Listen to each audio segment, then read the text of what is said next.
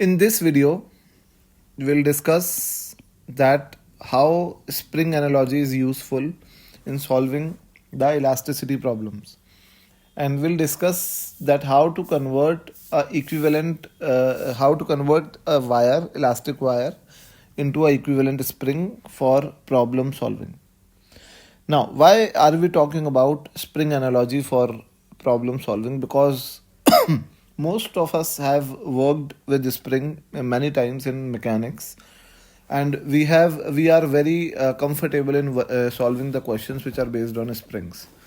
So I'll be discussing this spring analogy so that you could solve the problems of elasticity by assuming the elastic material as a spring. So let us first of all discuss that when there is a wire, let's suppose there is a wire. This is a wire whose length is equal to L and whose cross section area is equal to A, and Young's modulus is equal to gamma. Now let us assume that this wire is fixed from one end and it is being pulled by some force F. Now you can see that stress produced in the wire will be equal to F upon area, and stress will be equal to strain. Let's suppose the elongation produced in the wire is X and strain would be X upon original length. Okay, so we know that stress is equal to strain into gamma, and therefore F can be written as gamma A by L into X. Now if we imagine a spring, elastic spring, which is being pulled by the same force F, then you can see that when this spring is elongated by a distance of X, then the force produced in this spring is Kx. So you can easily compare these two forces, which are obviously same because this restoring force developed in the spring, this is the restoring force, and this restoring force developed in the spring is due to its elastic nature only. So we can equate these forces and we can say that K will be equal to gamma A by L. So this is a very important result, that you can solve this problem by assuming a equivalent spring whose spring constant is gamma A by L. Now let us consolidate this result with another proof, that we know that energy density of this wire, U, is half stress into strain. We have already discussed this formula, and energy density is total energy stored per unit area, in fact per unit volume. So this is equal to half stress is F by A and strain is X by L. So we know that the volume of the wire V is equal to area into length. So U upon AL is equal to half Fx by AL. So you can see that this is cancelled out and U will be equal to half Fx. This is the exact same formula which we use for the spring energy. And you can see that F is equal to Kx. So if you substitute this value here, then it would be half Kx square. So energy stored in the spring is same as the elastic energy stored in this wire. Now by this logic we can also find out the equivalent spring constant when two wires are combined. So let us see that let's suppose this is a wire and it has a area of A, gamma, and its length is L. Let's suppose it is A1, it is gamma 1, it is L1. Now we are assuming that there is another spring, another wire of some length, this one, of some length L2, Young's modulus is gamma 2, and the area Now we have to assume in these questions that area of these two connected wires is same, because then only they would be connected together. So let us assume that area is same, and if we are applying some force on this combination, then we can draw equivalent spring. So you can see that there would be two springs. This is 1 and this is 2, and this is K1 and K2, and they are connected in series, and K1 will be equal to gamma 1 A by L1, and K2 will be equal to gamma 2 A by L2. And we already know that 1 upon K equivalent, this is series combination. So in series combination,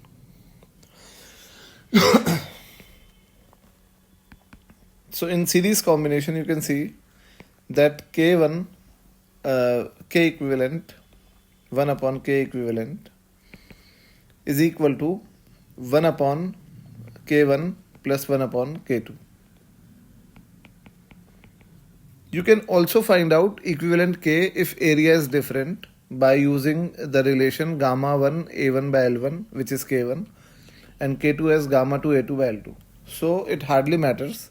But to find out equivalent Young's modulus, area should be same, because when we will write the K equivalent here, then the equivalent K of the equivalent spring, let's suppose there is a single spring which is behaving, which is analogous to both of them, and its spring constant is K equivalent. So this single spring also has an area of A, area of cross section of A, and therefore the K equivalent, we can assume that this spring would be of length 2L, because in fact L1 plus L2,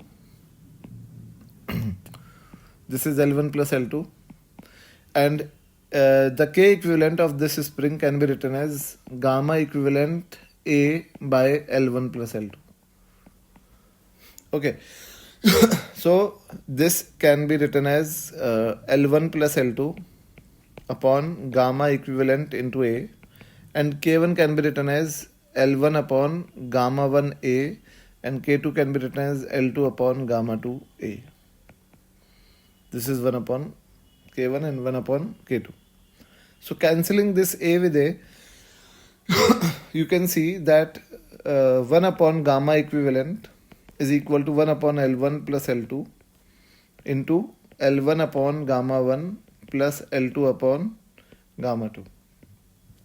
And therefore gamma equivalent will be equal to L1 plus L2 upon L1 by gamma 1 plus L2 by gamma 2. Now what happens if L1 is equal to L2? Now if L1 is equal to L2, you can see that gamma equivalent will be equal to 2L upon, this is 1 by gamma 1 plus 1 by L by gamma 1 plus L by gamma 2. So cancelling this L with L, so you can see that equivalent gamma will be 2 gamma 1 gamma 2 upon gamma 1 plus gamma 2. So in series combination for two wires which are having same area of cross section and same length, the equivalent gamma is 2 gamma 1 gamma 2 upon gamma 1 plus gamma 2. Okay, now for parallel combination, let us suppose that two wires are connected in parallel like that.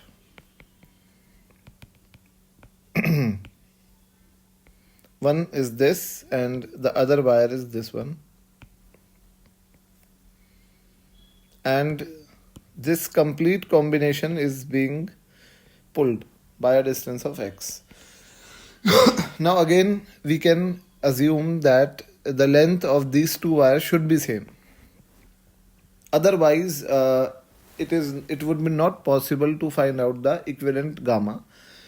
But you can find out K equivalent if length is different. That doesn't matter, but to find out the equivalent gamma, length has to be same. Now area can be different. The area of this wire is A1 and area of this wire is A2. the Young's modulus of this wire is gamma 1 and it's gamma 2. Now if we imagine the equivalent spring diagram for this combination, this parallel combination, then you can see that the spring constant K1 for the upper spring will be gamma 1 A1 by L, and the spring constant K2 will be gamma 2 A2 by L. And for parallel combination of these wires, K equivalent is equal to K1 plus K2 for parallel combination. Now when we are writing the value of K equivalent, then we can say that the equivalent spring, these two wires has a total area of A1 plus A2 which is connected with this moving surface. This is a moving surface, not a wall. So this moving surface has total area connected with these wires as A1 plus A2. So the equivalent spring would be having a total area of A1 plus A2 which is connected to this moving platform or surface. So the equivalent K will be equal to gamma equivalent into area, which is A1 plus A2, divided by the length of the wire, which should be common. So gamma equivalent into A1 plus A2 divided by L is equal to K1, which is gamma 1 A1 by L plus gamma 2 A2 by L. So cancelling out this L with L, so gamma equivalent is equal to gamma 1 A1 plus gamma 2 A2 divided by A1 plus A2.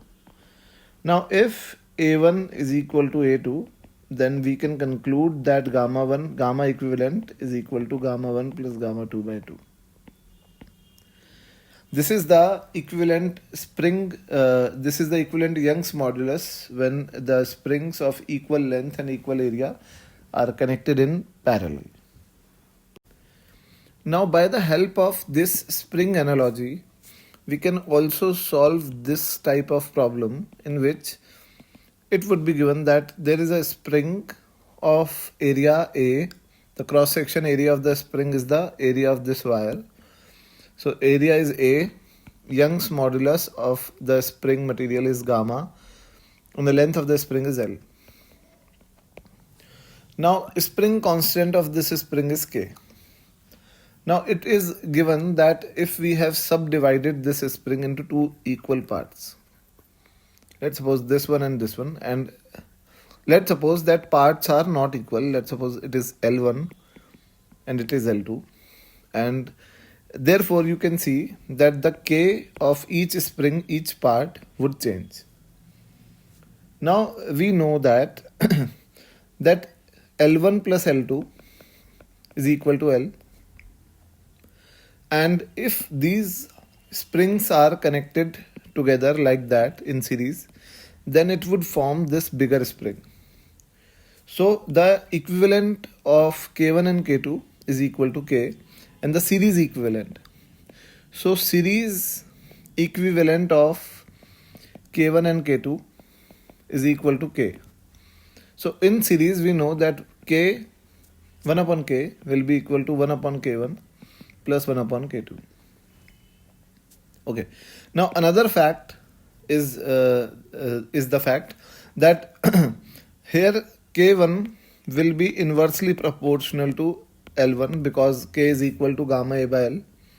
Area and gamma would remain same, and we can write that K1 is equal to gamma A by L1 and K2 is equal to gamma A by L2.